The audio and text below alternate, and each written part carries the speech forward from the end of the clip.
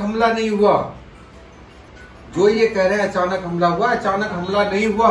उसकी रूपरेखा कई दिन पहले बन चुकी थी। लेकिन अभी एक हफ्ते पहले तो देखो लड़ाई लड़ने का तरीका क्या है। जब भी कोई दुश्मन खड़ा हुआ है तो उसकी आंखों में ध्यान रखो कि वो क्या करने जा रहा है। जब आंखों में ध्यान रखोगे तो समझ में आ जाएगा वो क्या करने जाएगा। और जो पहले बार करेगा ना उसकी जीत होगी। लड़ाई लड़ना सीखना पड़ेगा। और हमारे लड़के अगर मारे जाएं 25 साल के, 20 साल के, अभी अभी जस्ट जवान, डॉक्टर साहब हम पीछे वो क्यों मारे गए? क्योंकि पीछे हटने की हमारी आदत है। अब हम 1 इंच जगह नहीं छोड़ सकते देश की, ठीक है ना। एक जिंदगी तो क्या, जितनी जिंदगी चाहे उतनी कुर्बान हो जाओ, उससे क्या होता है भाई। हम देश की 1 इंच जगह नहीं छोड़ सकते और हमें विस्तारवादी नीति पे जाना पड़ेगा। और जो इस विचार को नहीं करता वो अपनी सीट छोड़े और देशभक्त को ऊपर बैठा दे। सही बात, ये तो बिल्कुल सही है। और धर्म की स्थापना करने के लिए जाना पड़ेगा, देश की स्थापना करने के लिए जाना पड़ेगा।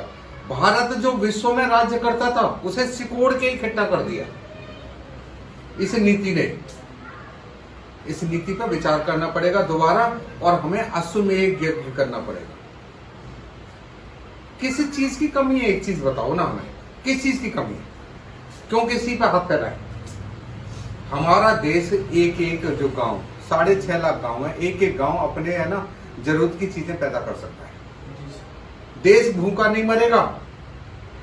इस देश की हर फीमेल्स के पास इतनी बचत है कि वो अपने घर का 1 साल तक खर्चा चला सकती है। इतनी उसने बचत कर रखी है इस देश की।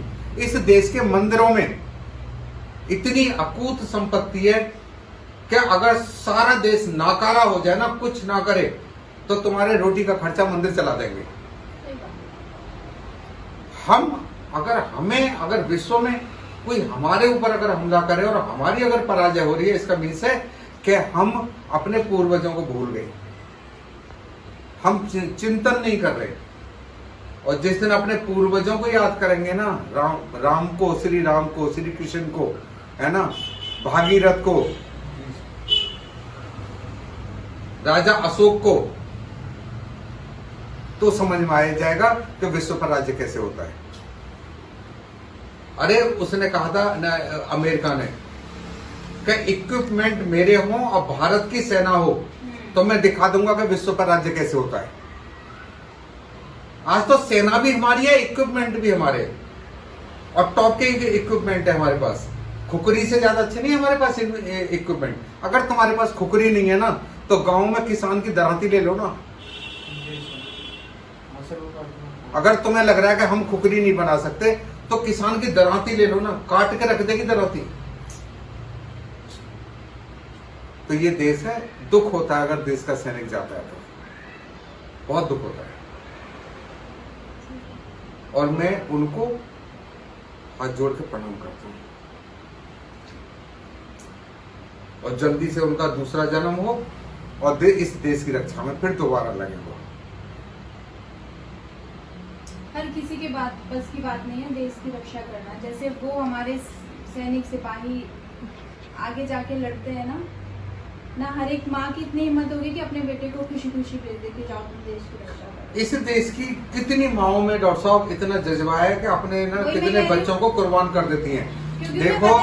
देखो किसान, डॉक्टर साहब किसान माँ का बेटा हूँ, फौजी का बेटा हूँ, एनसीसी का C सर्टिफिकेट होल्डर हूँ और इसीलिए ना अंदर से उबाल आता है। मैंने भी की हुई है सर एनसीसी 12 है, एनसीसी की हुई है मैंने भी 12 तक।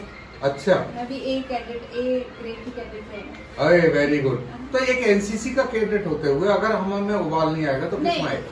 ऑफ कोर्स ये बात तो है भाई। देश की जब रक्षा हो जाए की बात आए, जब देश की जमीन की बात आए, जब लगे कि ये देश की है ना छोटी सी है ना जमीन पे किसी का कब्जा कर रखा है, तो हमारा अगर हमारे जो गांव में जो किसान की जो मेड़ होती है, मेड़ समझते हैं आप? हाँ, वो जो बनाते हैं मिट्टी का सब। हाँ, जो दो खेत की बीच की जगह होती है उसे मेड़ बोलते हैं। और इस देश में एक मेड़ के पीछे, मेड़ नहीं, एक छोटी सी मेड़ के पीछे अगर थोड़ी सी कोई काट ले तो पता क्या, खून खराबा हो जाता है।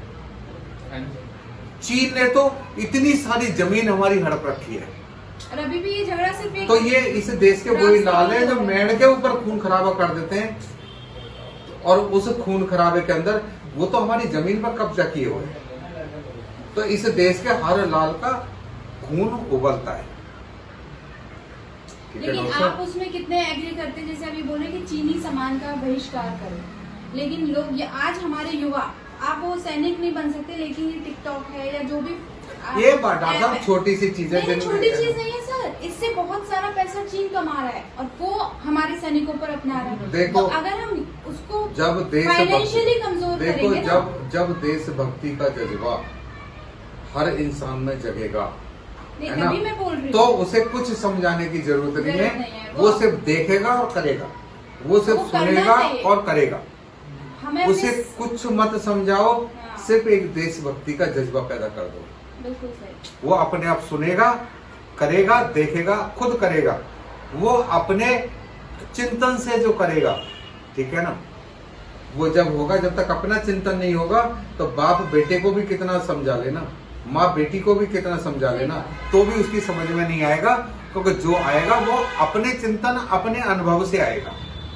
नहीं, ये बात बिल्कुल सही है कि वो सैनिक हमारे बॉर्डर पर लड़ रहे हैं, लेकिन हम सबको अंदर से अपने भारत को मजबूत बनाना है। घर में हम करते आप क्या? माए, कितने बच्चे हैं आपके पास? 2, एक बेटी है, एक बेटे एक बेटा। एक बेटी और बेटा, यानी कि आपका परिवार कंप्लीट। जी। तो इस हमें दुनिया को नहीं देखना, हमें तो एक इंसान को, भारत के एक इंसान को देखना है। जी। आपने सिर्फ अपने बेटे को और बेटी को संभालना, ना देशभक्ति डालनी है ना उसके